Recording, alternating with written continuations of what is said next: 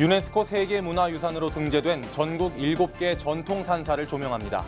오늘은 우리 사찰 가운데 가장 많은 성보문화재를 보유한 속리산 법주사를 소개해드리겠습니다. 문재인 대통령이 내일부터 불교의 발상지 인도를 국빈 방문합니다. 불교 미술의 발상지로 꼽히는 간다라의 불상들을 한자리에서 만날 수 있는 전시가 서울 도심에서 열렸습니다. 불교의 5대 명절인 백중, 우람분절을 앞두고 전국의 사찰에서 내일부터 49일 기도정진이 시작됩니다. 품위 있는 죽음 문화 확산을 위한 전문 인력 양성에 불교 여성 개발원이 앞장서고 있습니다.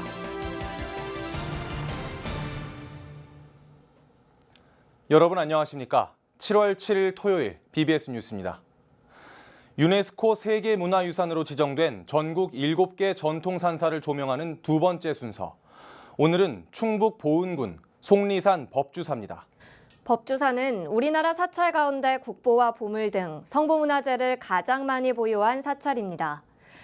야외박물관이라 불리는 속리산 법주사를 청주 BBS 이호상 기자가 소개합니다. 전설적인 영화배우이자 무림의 고수 이소룡의 미완성 유작 사망 유희. 법주사 팔상전 꼭대기층에 감춰진 보물을 찾기 위해 한층 한층을 오르며 무림의 고수 악당들을 물리치는 영화. 1978년 이소룡이 법주사 팔상전에서 영감을 얻어 기획 제작된 미완성 작품입니다. 법주사는 신라진흥왕 때 의신대사가 창건했습니다. 통일신라 시대에는 길상사, 고려시대 때는 속리사라 불리기도 했습니다. 국내 미륵신앙의 대표 도량으로 33m 높이의 미륵 대불이 우뚝 서 있는 산사. 세계문화유산으로 지정된 조계종 제5교구 본사 속리산 법주사입니다. 법주사는 그동안 속리산 국립공원이라는 천혜의 자연유산과 법주사라는 1600여 년의 시간을 함께한 문화유산을 통해서 많은 분들께서 사랑해 주시고 관심을 가져주시고 방문을 해주셨는데요. 앞으로도 법주사가 기존에 가지고 있던 법주사의 문화유산을 더욱더 보존하고 전승하고 발전시켜서 알리는 데 최선을 다할 예정입니다. 교과서에서 만날 수 있는 현존 최고의 목조탑, 팔상전과 쌍사자석 등. 법주사는 3점의 국보와 13점의 보물 등 40여 점의 문화재를 품고 있습니다. 특히 도량 전체가 사정 및 명승지로 지정된 전통 사찰입니다. 법주사를 보물창고, 야외 박물관이라 부르는 이유입니다. 현재도 국보가 3점이 있고요. 보물이 13점, 지방 유형 문화재도 22점, 산내 암자까지 저희가 합하면 더 셀 수 없을 만큼 많은 지방 문화재 또는 보물, 국보들이 산재해 있는데요. 하지만 법주사가 세계문화유산으로 등재되면서 관광객 감소 등 지역경제 활성화에 오히려 부정적 영향을 미칠 수 있다는 우려의 시각도 있습니다. 촘촘한 문화재 보존관리 규제로 인해서 법주사 내 또 다른 문화재 발굴과 불사의 어려움을 겪을 수 있다는 우려입니다. 특히 속리산 관광 활성화 차원에서 추진되고 있는 속리산 케이블카 설치 사업을 둘러싼 논란이 더욱 가열될 우려도 공존합니다. 저희 충북도에서는 이제 앞으로 일단 보존과 활용을 중심으로 해가지고 법주사의 그 문화유산이 잘 지켜나갈 수 있도록 이렇게 관리할 거고요. 7개 사찰과 서로 연합해서 충분한 논의 속에서 관리될 수 있도록 이렇게 노력하도록 하겠습니다. 기대와 우려 속에 우리는 소중한 문화유산을 보존해 후대에 물려줘야 하는 더욱 무거운 책임감을 느껴야 할 때입니다. 신라진흥왕 14년에 세워져 1600여 년의 세월을 이어온 천년고찰 법주사. 이번 유네스코 세계문화유산 등재로 대한민국 불교 문화와 법주사의 가치를 전 세계가 인정하게 됐습니다. BBS 뉴스 이호상입니다. 문재인 대통령이 내일부터 5박 6일 일정으로 인도와 싱가포르를 국빈 방문합니다. 우리 문화의 근간을 이루고 있는 불교의 발상지 인도에서 문 대통령이 펼칠 문화외교가 주목됩니다. 보도에 박준상 기자입니다. 가야국 수로왕과 결혼한 아유타국 허왕우 설화.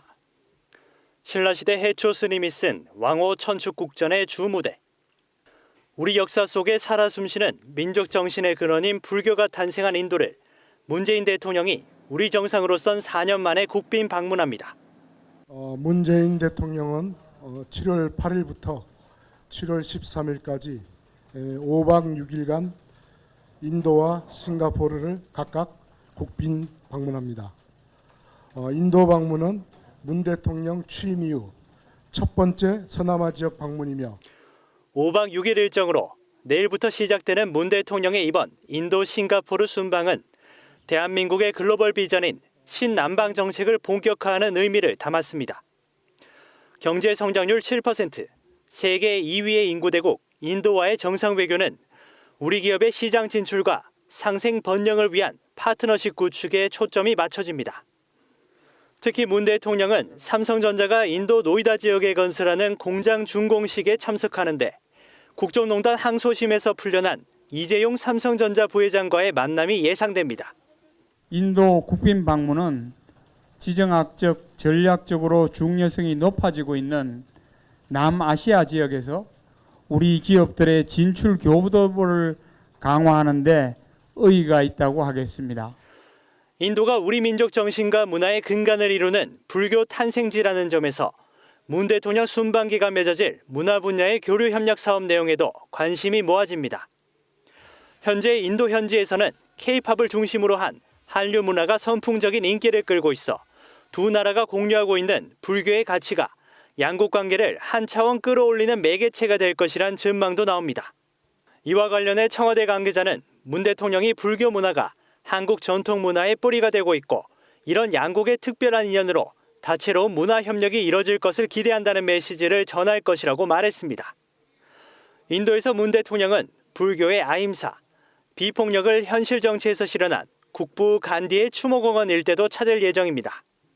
과거 우리나라의 불교를 전파한 천축국에서 지금은 남아시아 한류의 거점이 된 인도가 문 대통령의 이번 순방으로 우리와 어떤 파트너십을 구축할지 주목됩니다. 청와대에서 BBS 뉴스 박준상입니다. 불교의 상징인 불상은 2000년 전 고대 인도, 지금의 파키스탄 서북부 지역인 간다라에서 처음으로 만들어졌는데요. 불교 미술의 발상지로 꼽히는 간다라의 불상들을 한자리에서 만날 수 있는 전시가 서울 도심에서 열렸습니다. 류기한 기자가 소개합니다. 대승불교와 불교 미술의 발상지이자 동서양 문화융합의 중심지였던 간다라 지역. 간다라는 고대 인도 지방, 지금의 파키스탄 서북부 지역으로 2, 3세기 최초의 불상이 만들어지는 등 다양한 불교 미술의 세계가 처음 시작된 곳입니다. 알렉산더 대왕의 동방 원정으로 동서양의 문화가 만나 교류가 가능해졌고 이 시기에 새로운 예술 양식인 간다라 미술이 탄생하게 된 겁니다. 특히 당시에 신을 인간의 형상으로 표현한 그리스의 영향을 받아 최초의 불상이 만들어지게 됩니다. 간다라 불상은 대승불교와 함께 동쪽으로 전파됐고 한중일을 비롯한 여러 지역의 불교 미술 발전에 큰 영향을 미쳤습니다. 대승불교의 사상이 또 그 시기에 출현하였습니다. 그래서 대승불교와 함께 그 불상과 함께 동쪽으로 전진을 합니다. 그래서 그 성상의 모든 형식이 중국, 우리나라, 일본, 또 동남아까지 해서 모든 불상의 조형적인 원형이 됩니다. 이처럼 불상의 시초인 2, 3세기 간다라 불상을 한눈에 볼 수 있는 특별한 전시가 서울 도심에서 열렸습니다. 이번 전시에서는 미소로 놔두신 부처님을 주제로 인류의 상징적 유산인 간다라 불상 10여 점을 만날 수 있습니다. 무엇보다 우리나라 불상의 기원이 된 간다라 불상을 직접 눈으로 확인할 수 있다는 점에서 의미가 적지 않습니다. 불상은 간다라에서 동양으로 전파되면서 그 지역의 시대적 배경과 사람들의 생김새 등의 영향을 받아 다양한 형태로 제작됐습니다. 간다라 불상이 우리나라의 불상과 어떤 차이점이 있는지, 공통점은 무엇인지 비교하면서 보는 것도 이번 전시의 즐길거리 가운데 하나입니다. 이번 전시를 오시면은요, 그 초기 불상들, 우리 인류 최초의 시기에 불상에 출현한 그 시기의 작품들을 보실 수 있는데요. 그 2세기, 3세기 분들은 어떻게 표현했는지, 또 우리 것이랑 어떻게 다르고, 또 다른 나라 불교 미술이랑 어떻게 시원히 어떻게 발전했는지를 살펴보고. 동서문화의 가장 성공적인 융합이라고 평가받는 간다라 미술. 이번 전시는 고대 간다라 미술의 뛰어난 예술적 가치는 물론 당시 주민들이 부처님을 표현하기 위해 고민했던 흔적도 몸소 느낄 수 있는 소중한 기회가 되고 있습니다. BBS 뉴스 류기환입니다. 불교의 5대 명절인 백중, 우란분절을 앞두고 전국의 사찰에서 내일부터 49일 기도정진이 시작됩니다. 서울 조계사는 내일 오전 백중 49일 기도 입제식을 봉행하고 우란분절과 효사상의 의미를 되새길 예정입니다.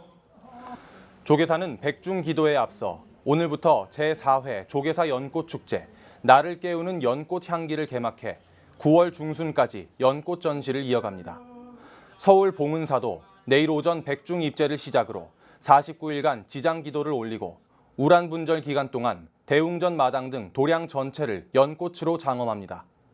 우란분절은 불교의 5대 명절 가운데 하나로 백중이라고도 부르며 돌아가신 부모와 조상의 넋을 기리기 위해 스님들에게 공양을 올리고 조상의 은혜와 효의 의미를 되새기는 날입니다. 백제의 장인 아비지가 세운 황룡사 구축 목탑이 항상 똑같은 모습은 아니었다는 의견이 제시됐습니다. 학계는 통일신라 시대와 고려 시대에 사찰을 중창하면서 목탑도 기단 규모와 평면 형식, 상부 모습이 변했을 것이라고 밝혔습니다.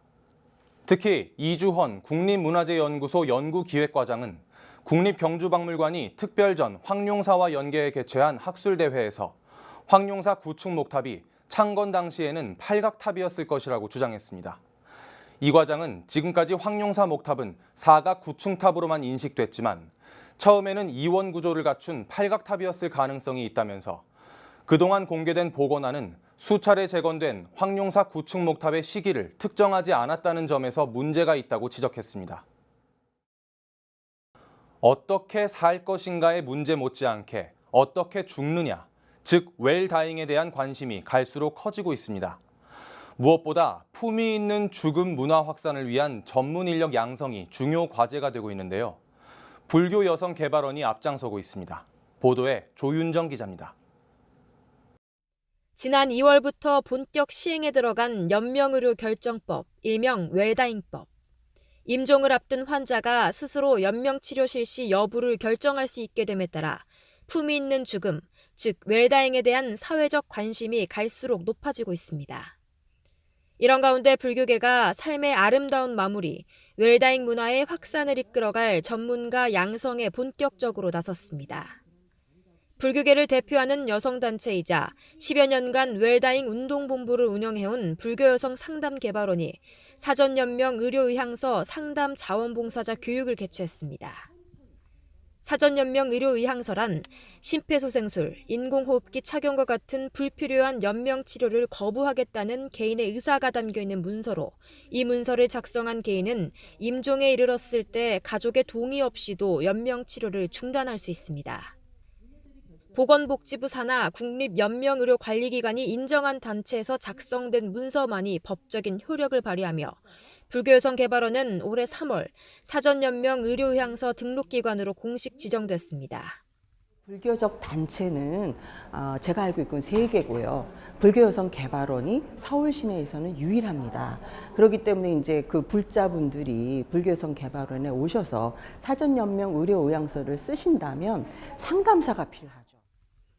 상담 자원봉사자들은 의향서 작성을 희망하는 이들에게 연명의료의 개념과 문서의 내용 등을 자세히 설명하는 역할을 맡게 됩니다.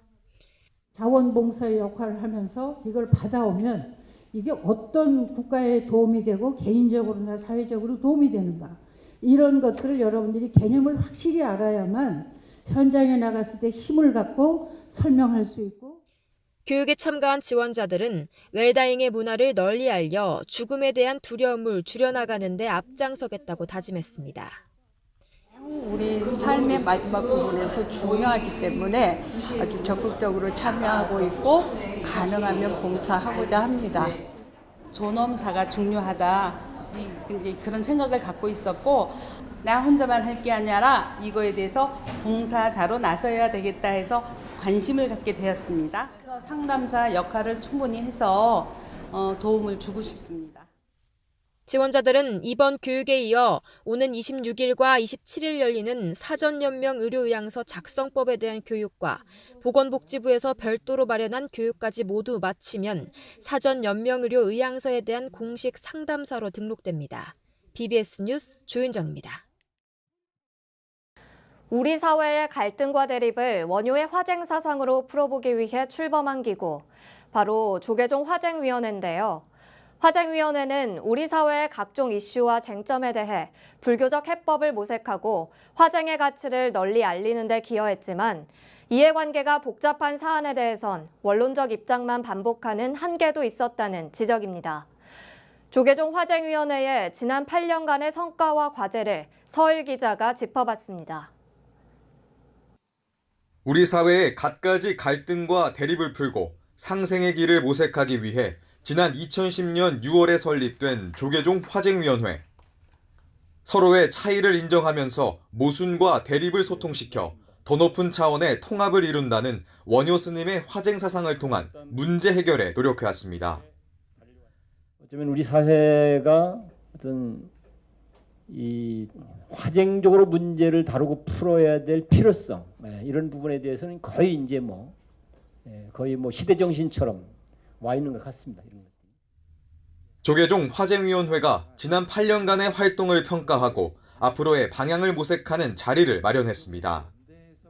참석자들은 화쟁위가 화쟁 사상을 바탕으로 우리 사회의 갈등을 조정하고 중재하는 노력을 통해 나름의 성과를 거뒀다고 평가했습니다. 갈등 사안의 당사자들이 직접 참여하는 논의기구를 구성하고 종교가 사회적 대화를 이끄는 역할을 할 수 있다는 가능성도 확인했다는 겁니다.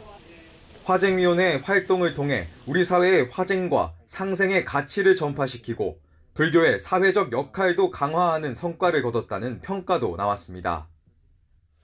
역사적으로는 정말 천년도 이전에 있었던 이 화쟁이라고 하는 사상, 이거를 이제 21세기로 이렇게 끄집어내면서 만들어진 거다. 그래서 이거는 어떤 불교적으로도 굉장히 의미가 있지만 불교가 세상하고 어떻게 소통할 건지에 대한 면에서 상당히 의미 있는 시도였다는 생각이 듭니다. 하지만 대화와 토론에 인색한 한국 사회에서 특별한 권한이 부여되지 않은 화쟁위원회의 역할이 제한적이었다는 지적도 제기됐습니다. 제3자의 입장에서 근본적인 갈등 해결보다는 대화 분위기 조성 등의 역할에만 머물렀다는 비판도 나왔습니다. 화쟁을 통해 사회 각 분야와 긴밀한 네트워크를 구축하고 문제 해결에 필요한 내적 역량을 키우는 노력 등이 필요하다는 주문도 이어졌습니다. 사회적으로 큰 이슈들을 감당하다 보니까 아마 그런 것들이 더 자연스럽게 화쟁에 대한 사회적 관심을 끌어올리는데 역할을 하지 않았는가. 반면 내용적으로는 우리가 많은 걸 사실은 놓친 것도 많고 못 챙긴 것도 많고 그랬던 것 같습니다. 서로의 차이를 인정하고 상대방도 옳을 수 있다는 생각을 바탕으로 보다 높은 차원의 소통과 화해의 길을 모색하는 화쟁정신. 조계종 화쟁위원회가 화쟁정신의 실천을 통해 우리 사회의 상생과 통합에 얼마만큼 기여할 수 있을지 두고 볼 일입니다. BBS 뉴스 서일입니다. 이동열 서울 서부지검장이 BBS 불교방송의 후원 조직인 만공회에 가입해 방송 포교 불사에 힘을 보탰습니다. 이 지검장은 서울 마포 BBS 불교방송을 방문해 선상신 BBS 사장과 만난 자리에서 만공회에 가입하고 방송 포교를 위한 적극적인 후원을 약속했습니다. 이 지검장은 서부지검 관내에 있는 언론사인 BBS 불교방송과 서부지검이 함께 협력하고 우호적 관계를 유지해 나가자고 말했습니다. 이동열 지검장은 사법연수원 22기로 서울중앙지검 3차장 재직 당시 최순실 국정농단 사건 수사에 관여했고 법무연수원 기획부장과 청주지검장 등을 역임했습니다.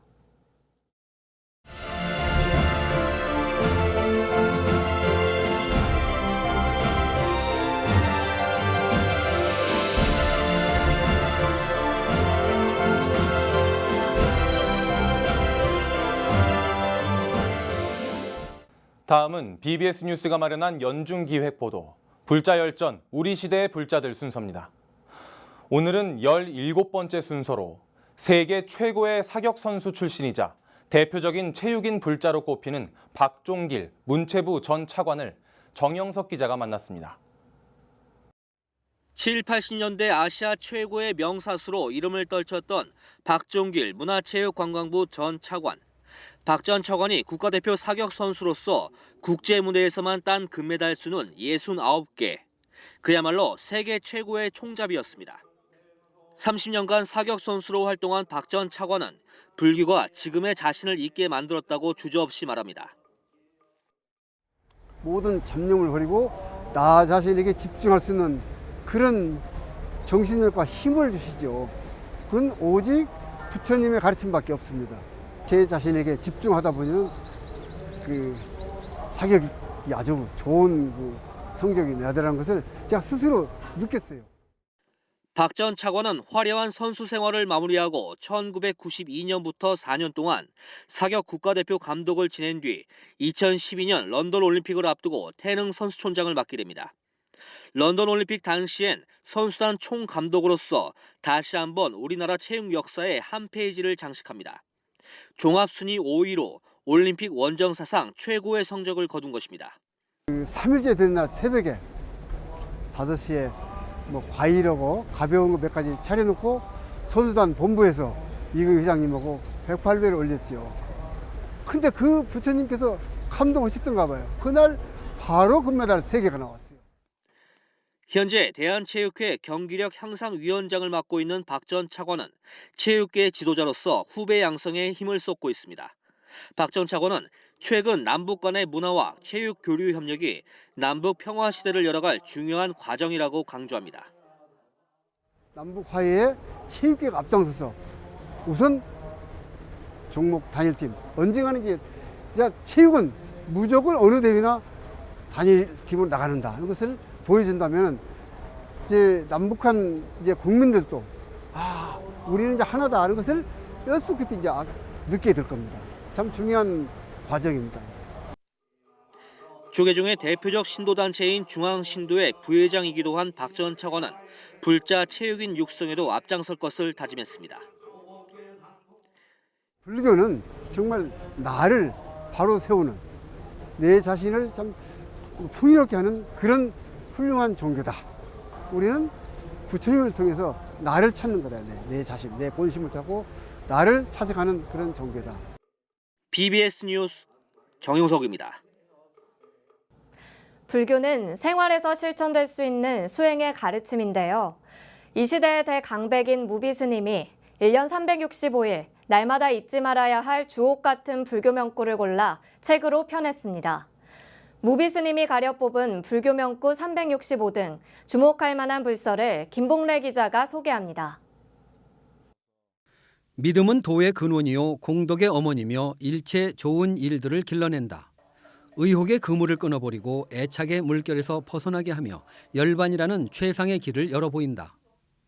무비스님이 가려 뽑은 불교 명구 365는 오늘의 당신에게 전하는 부처님과 조사 스님들의 지혜라는 부제대로 삶의 지표가 되는 지혜의 말씀으로 가득 차 있습니다. 지난 2006년 출간된 무비스님이 가려 뽑은 명구 백선 시리즈 전 4권이 절판돼 아쉬움을 주고 있는 가운데 365개를 정선해 하루 하나씩 읽고 참고할 수 있도록 상하 2권으로 선보인 것으로 무비스님의 친절한 해설과 양태숙 작가의 그림이 조화를 이루었습니다. 무비스님은 초발심 자경문에 3일 닦은 마음은 천년의 보배요 100년 동안 탐한 재물은 하루아침에 티끌이라는 한 구절의 감동에 출가했던 것처럼 누구나 명구 하나에서 지혜의 눈을 뜰 수 있다고 강조합니다. 한두 마디 아주 짧은 그런 뛰어난 성인의 말씀에 사람의 사고가 바뀌고 사람이 바뀌고 그래서 그야말로 쇳덩어리가 황금으로 변할 수 있는 그런 그 계기가 되기 때문에 그래서 특히 명구에 그런 그 관심을 갖고 있습니다. 또 불교가 발전하려면 무엇보다 불교를 바로 알고 실천해야 한다는 것이 무비스님의 소신입니다. 불교가 발전하려면 모든 불자들이 일단 불교에 대해서 순수 불교를 공부하는 것부터 시작해야 합니다. 좋은 일을 많은 사람들에게 회항하는 일, 나누는 일, 그것이 불교입니다. 마시 수행 전통을 이은 미얀마 출신 우빤디타 스님의 번뇌를 위한 자비는 없다는 스님이 지난 2016년 입적한 이후 국내에서는 처음 선보인 책입니다. 2003년 5월 미국 매사추세츠주 바 지역의 통찰 명상협회 수련회에서 행한 강의를 엮은 이 책은 통찰 명상이라 알려진 사티파타나 위파사나를 테라바다 전통에 따른 경전과 주석에 근거해 해설하고 초심자들이 궁금해하는 사항을 질문과 답변 형식으로 붙였습니다. 우빤디타 스님은 번뇌는 추하고 끔찍하고 무섭고 두려운 것이라면서 존재에 대한 유익한 진실인 법과 절제된 생활 내지 훈련인 율만이 고통을 없애는 삶의 방식을 만들어낼 수 있음을 강조하고 있습니다. BBS 뉴스 김봉래입니다. 모든 출입문과 복도는 지나칠 정도로 널찍하고 복도 바닥은 지팡이를 짚고 다니는 노인 환자들이 넘어지지 않게 미끄럼 방지 처리를 해놨습니다.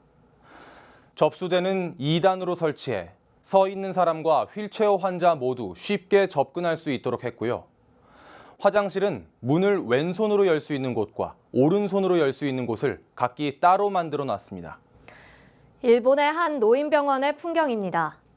모든 편의시설을 노인 환자의 눈높이에 맞춰 마치 사는 집처럼 완벽하게 꾸며놓은 모습이 부럽기만 합니다. 노인 복지에 관심이 많은 불교계 곳곳에서도 잘 갖춰진 노인병원 건립에 대한 구상을 오래전부터 하고 있는데요. 초고령 사회를 맞은 일본의 선진 의료 시스템에서 그 해답을 찾아보는 것도 좋을 듯합니다. 이상으로 7월 7일 토요일 BBS 뉴스를 마칩니다. 시청해주신 여러분 고맙습니다.